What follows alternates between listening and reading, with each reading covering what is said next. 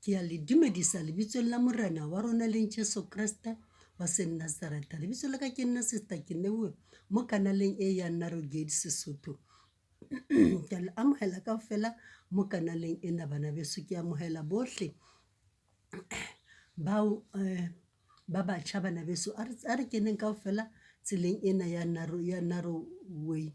So a re tseneng kaofela bana beso re tsamaye mo tseleng e tshesane bana beso, mo re rutwang ke modimo, mo e leng modimo a re hlahlang bana beso, a re bontshang tsela ya hae. So a re ruteheng bana beso, re dumeleng ho rutwa ke modimo ka lebaka la hore mo modimo o re ruta ka tsela eo re tshwanetseng re phele ka yona.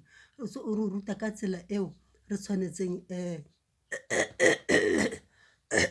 sorry, hore re etseng dilo ka teng. So mo modimo wa re guide ebile ne mo modimo o re bontsha ditsela tsa hae. So bana beso a re dumeleng ho guidiwa ke modimo ka lebaka la hore tsela e lebisa bophelong bo bo sa feleng. So bana beso a reng bo botle le bophelong bo bo sa feleng. So bana beso letsatsing la kasheko re tlo boledisana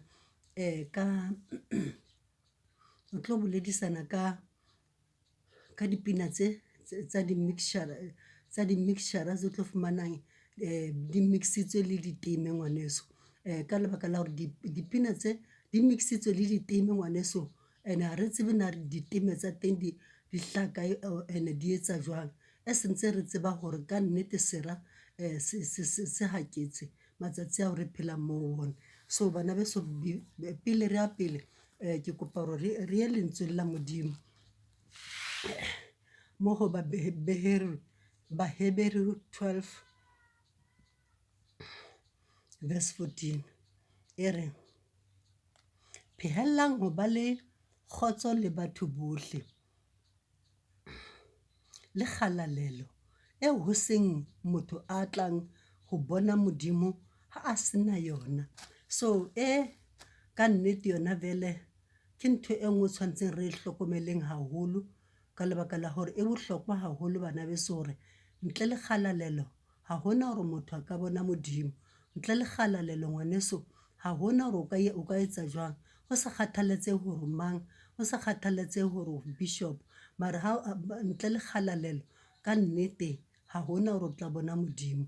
So bana beso letsatsing la kasheko re tlo buisana ka dipina tse ngwaneso tse tlo fumanang di mixture ka diteme ngwaneso. So dipina tse o ka se tsebe hore na di worshipa modimo or di etsa jwang, ka lebaka la hore ke rena re tsebang hore sera se haketse matsatsi ao re phela mo ho ona.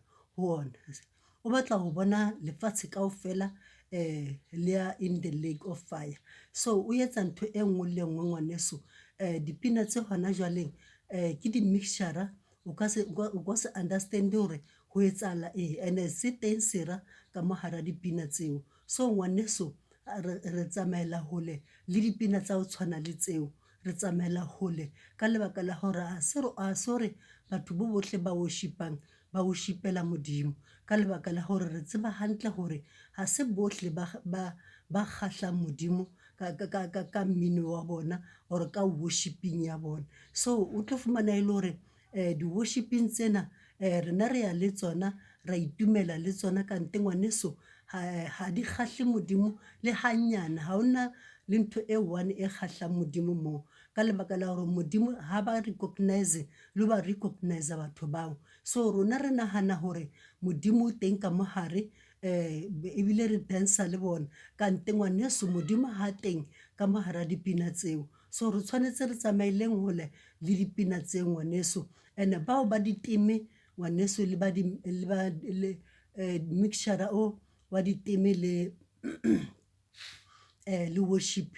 So ngwaneso ba tshwanetse hore ba sokolowe batho ba ngwaneso, ka lebaka la hore ba tshwanetse ba lahle seo ba se etsang ngwaneso. Tshwanetse ba se lahle ka lebaka la hore ha re tsebe hore na diteme tsa bona di ya kae, di lebisitse kae, ene ha re tsebe hore na modimo wa di amohela kapa ha di amohele. So ngwaneso batho ba hloka hore ba kgaohane le tsona dintho tsena, ka lebaka la hore ke warning for bona ngwaneso ke bone gore ba kgaogane le tsona dintho tse jena ngwaneso. So ke ka lebaka leo ngwaneso ba tshwanetseng gore ka nnete ba di tlogele dintho tse jena ka lebaka la gore ka nnete ke dintho tseo modimo a sa di rateng ngwaneso.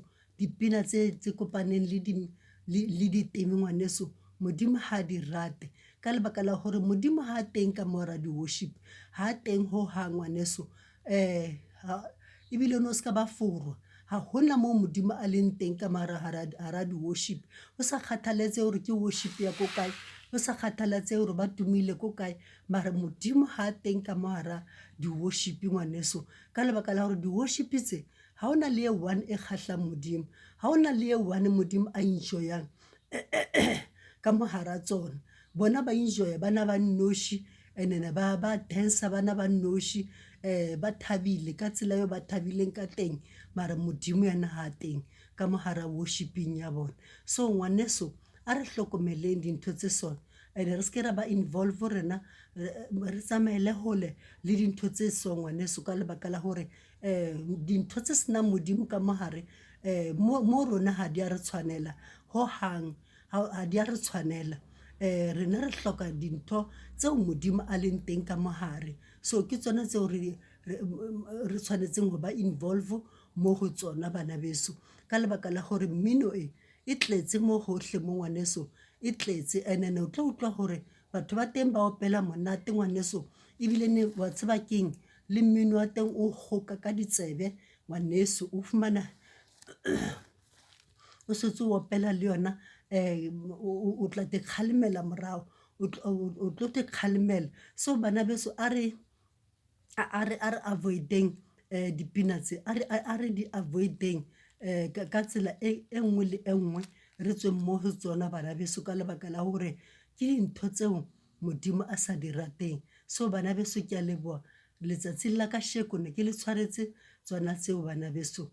Ke a leboa modimo a le hlonolofatse a be le lona bana beso a re apareng kobo ya lerato ene bana beso re rataneng ka nnete re bontshaneng lerato bana beso. Ke a leboa ka lebitso la Jesu Kriste wa Nazareta ke a le rata kaofela ke a le rata ya bana beso, amen.